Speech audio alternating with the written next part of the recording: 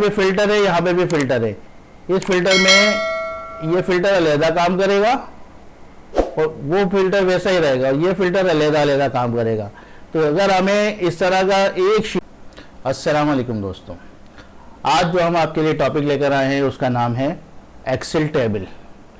आज की वीडियो में हम देखेंगे कि हम एक्सेल टेबल किस तरह क्रिएट किया जाता है, उसमें टोटल किस तरह होता है, कॉलम किस तरह डिलीट किया जाता है, कॉलम किस तरह ऐड किया जाता है, रो किस तरह डिलीट की जाती है और रो किस तरह ऐड की जाती है। इसके अलावा भी हम कुछ और चीज़ें भी देखेंगे जो एक्सेल टेबल में मुमकिन है, इसके अलावा दूसरी नॉर्मल डेटा में मुमकिन नहीं है। सबसे पहले हम देखते हैं कि एक्सेल टेबल क्रिएट किस तरह से किया जाता है। एक्सेल टेबल दो तरीक़ों से क्रिएट किया जाता है। एक इसका स्टैंडर्ड वे है।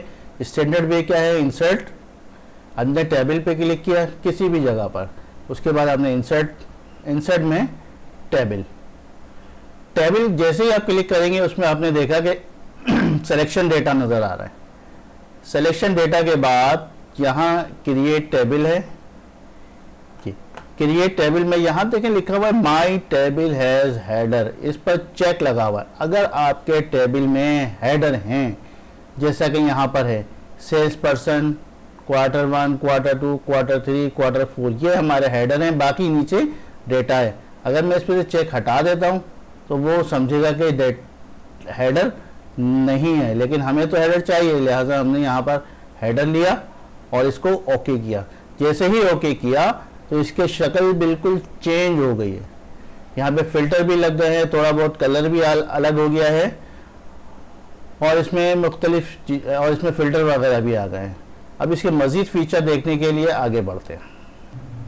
जब डेटा टेबल क्रिएट हो जाता है तो यहाँ एक डिज़ाइन टैब ओपन हो जाता है। देखें हम यहाँ पर डेटा टेबल पे कर्सर होगा तो डिज़ाइन टैब नज़र आ रहा है, और अगर डेटा टेबल पे कर्सर नहीं है, डेटा टेबल से हट के मैंने कहीं सिलेक्शन की, तो ये देखें डिज़ाइन टैब खत्म हो गया है।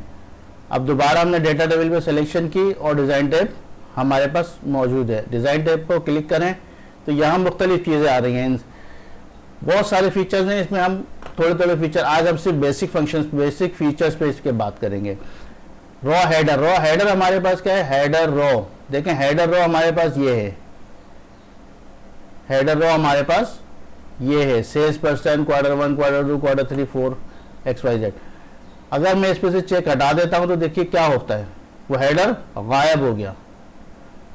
चेक लगाया, हेडर आ गया, हेडर गायब, हेडर आ गया, हेडर गायब, फिर हेडर आ गया।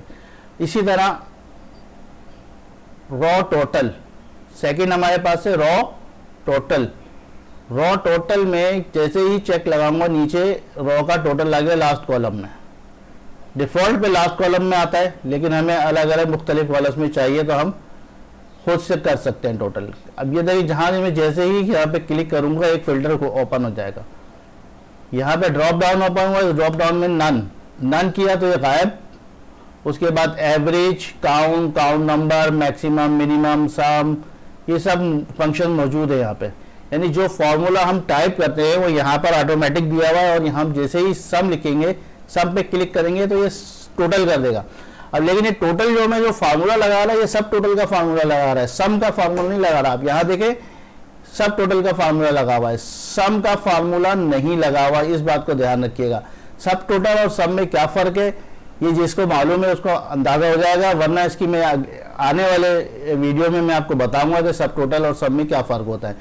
तो अभी सरसरी में बता देता हूँ कि सब टोटल में का फ़ायदा ये होता है कि अगर आप फिल्टर लगाते हैं तो जो फिल्टर में अपेयर्ड वैल्यूज़ होती है सिर्फ उनका टोटल नज़र आ रहा होता है, जबकि सम के फार्मूले में टोटल जो फिल्टर के अंदर भी मौजूद होती है उसमें भी सम के फार्मूले से सम नजर, तो उसका भी वो टोटल कर रहा होता है। लेकिन सब टोटल सिर्फ अपियर्ड वैल्यूज का, यानी जो नजर आ रही है वैल्यूज, सिर्फ उनका टोटल कर रहा हो। तो अब हम चारों क्वार्टर्स का टोटल कर लेते हैं। या हमें कॉपी पेस्ट से काम नहीं चलेगा, यहाँ पे हमें सम सिलेक्शन करनी पड़ेगी। सम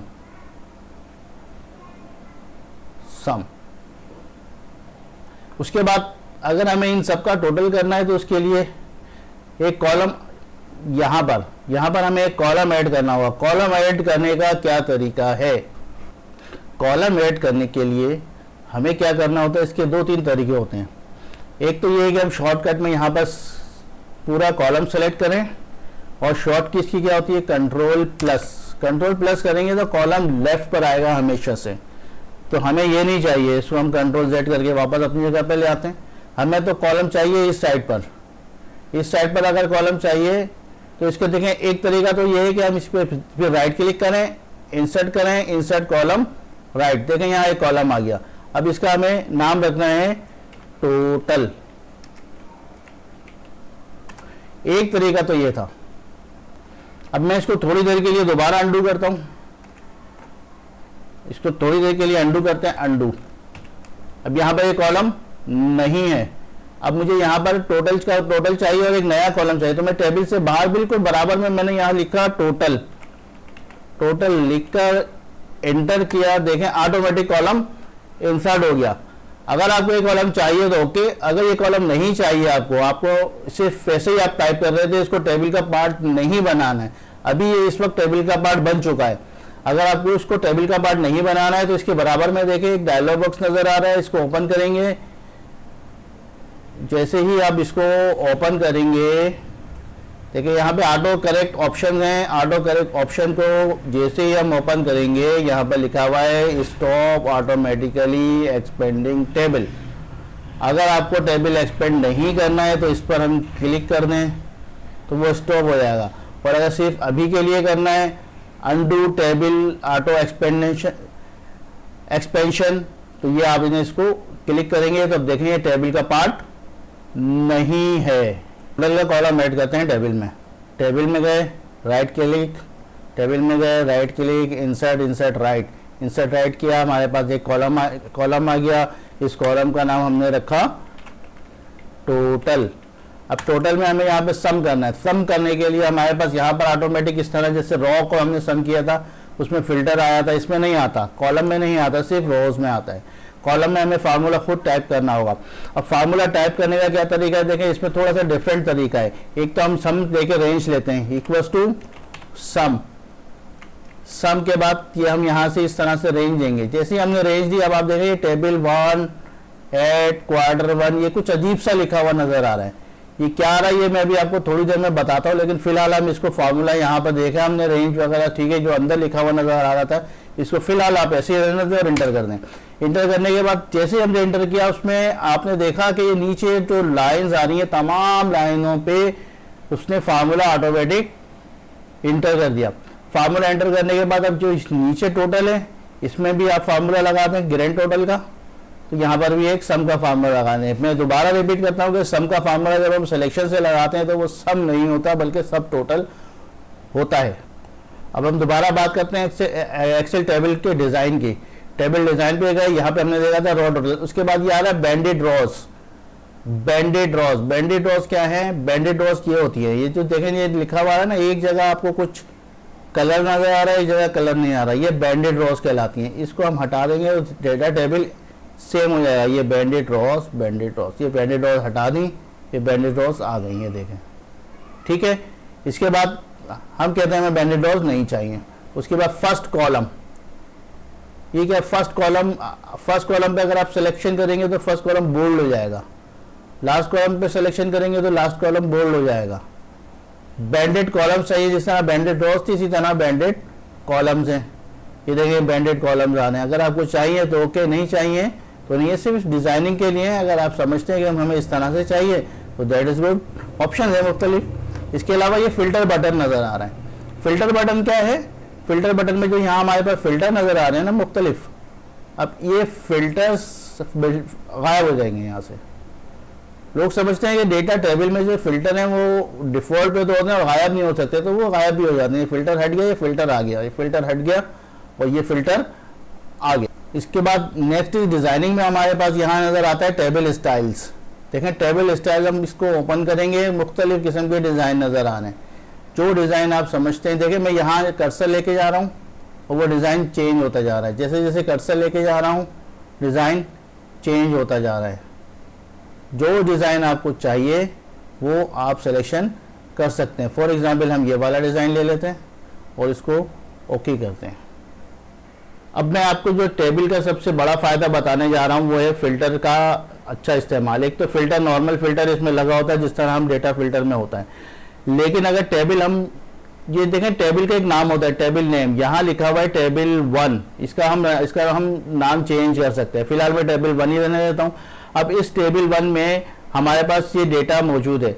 अब अगर मुझे टेबल 2 इसी शीट में नीचे मैं एक टेबल 2 बनाना चाह रहा हूँ, मैं फॉर एग्जाम्पल इसी डेटा को कॉपी करता हूँ। अभी सिर्फ आपको समझाने के लिए, फॉर एग्जाम्पल ये डेटा मैंने कॉपी किया और इसको पेस्ट स्पेशल और पेस्ट वैल्यूज कर रहा हूं मैं।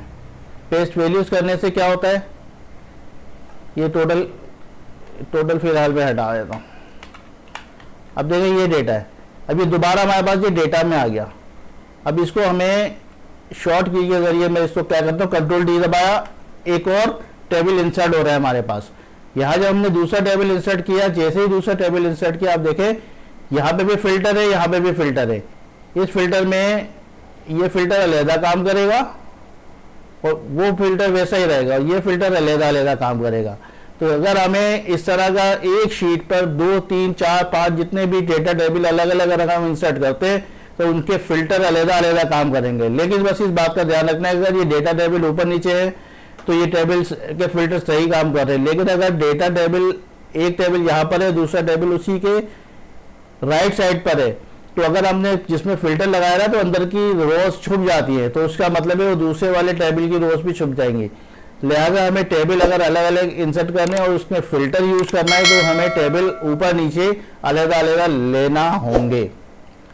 आज की वीडियो के लिए इतना ही काफ़ी है। अगली वीडियो में इससे अगले के स्टेप्स हम आप इसको नेक्स्ट वीडियो में देखेंगे। Thank you very much.